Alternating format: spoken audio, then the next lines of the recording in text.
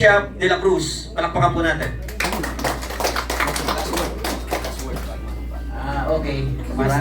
Okay, maraming salamat sa inyong pagparito at ako'y natutuwa na nagbigay sa atin ng informasyon ang isa sa atin na resource speaker na si Pidia Agent tungkol doon sa tanong mo.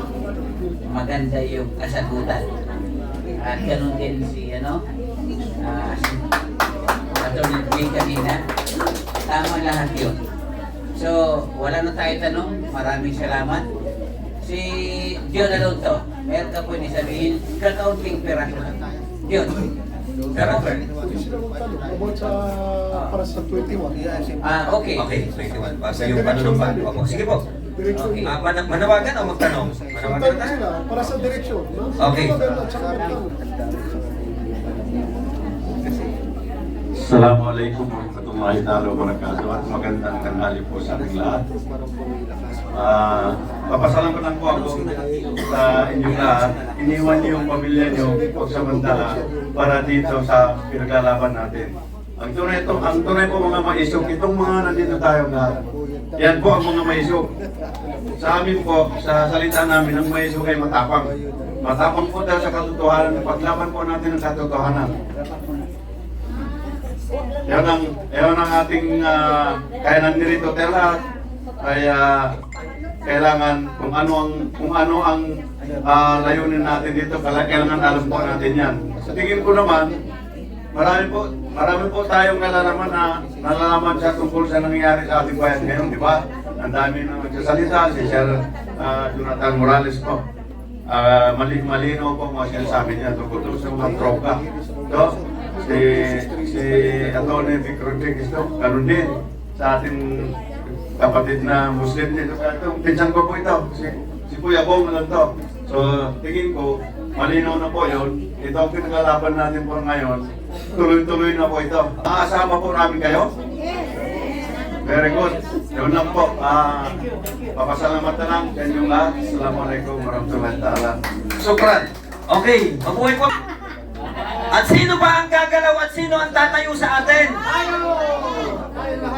Kaya po ito sa September 21, Bayang Maisog. Huwag na po tayong maghanap kung sino ang tatayo. Surprise na po yun.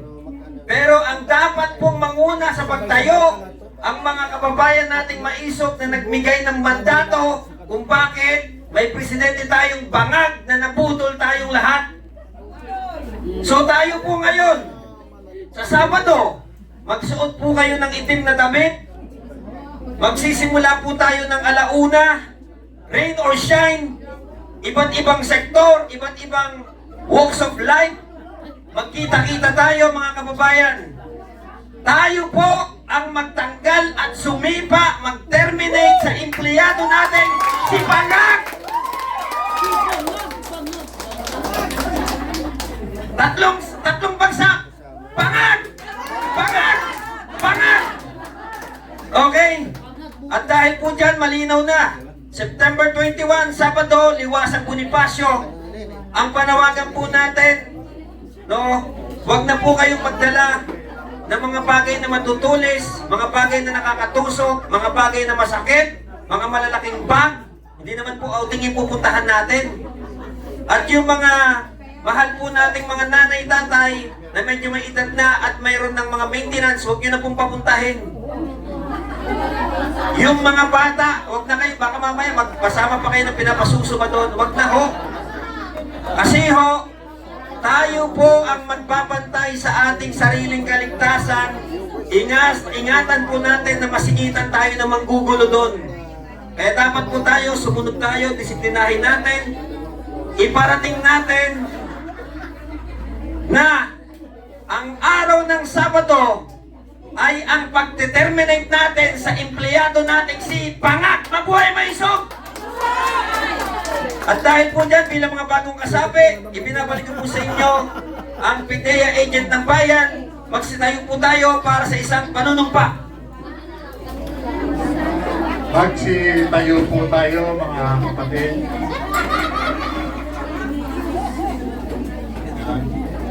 Magsitayo po tayo. At basahin po natin ito, no? Sumunod po kayo sa akin. At ito po ay isasagawa natin at bibigkasin natin. Isa sa puso po natin yung nilalaman nitong panata na ito.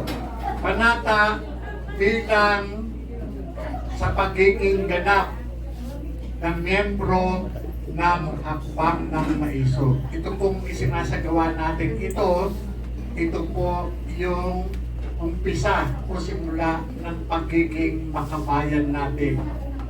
Sa tanang buhay ko na tumanda ng ganito, naging alagad ng batas, dito ko lamang po naramdaman ang tunay na pagmamahal sa bayan. Ito po hindi lamang paglaban sa mga kriminal, kundi paglaban sa karapatan ng maliliit sa lipunan. Taas po natin ang ating kanang kamay. Panata ng katapatan ng mga bagong kasapi. Ako sabihin ng pangalan. Ay taimtim na nagpapahayag na ako ay mananatiling tapat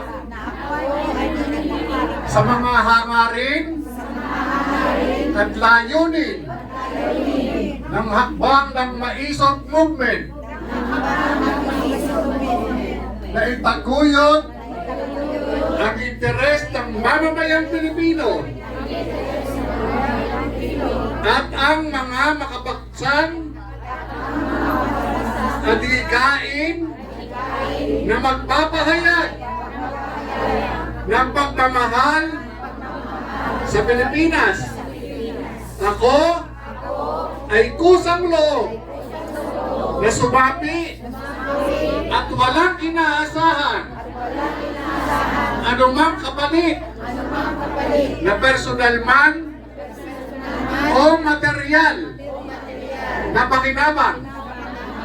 Gagampanan ko ang aking mga tungkulin bilang isang matapat, masigasig at disiplinadong kasapi ng hakbang ng Maisog. Kasiyahan na ba ako ng buong may kapal? Congratulations po sa inyong lahat. Inaasahan ko po na magiging nakita tayo at upang itong empleyado natin na si Bongbong Marcos kasama na ng kanyang mga kasabwat, tatanggalin na po natin sila. Ito pong sila Bongbong Marcos ay empleyado lamang po natin. Tayo po ang amo. Tayo po ang naglagay sa kanila. Kaya tayo lang ang may karapatan na magtanggal sa kanila. Yun po. Magsiupo na po tayo. Okay, idagdag ko lang po bago natin ibigay kay Tito Bishop. Huwag po natin malilimutan, baka mag-cloud seeding itong mga bangag, ano? Bukod po doon sa mga paalala ko kanina, na huwag po kayo magdadala ng anumang mga bagay na makakasakit, makakatusok, kung ano pa man. Oo, magsuot po kayo ng kulay itim. Pag wala pong itim, pwede na po yung black. Okay? Dalawa lang pong kulay, ha? Pag walang itim, black. Okay, malinaw po yan. At magdala din po kayo ng payong at kapote. Panigurado, pero yung kapote po, yung sinusot, hindi yung nasa karton, ha?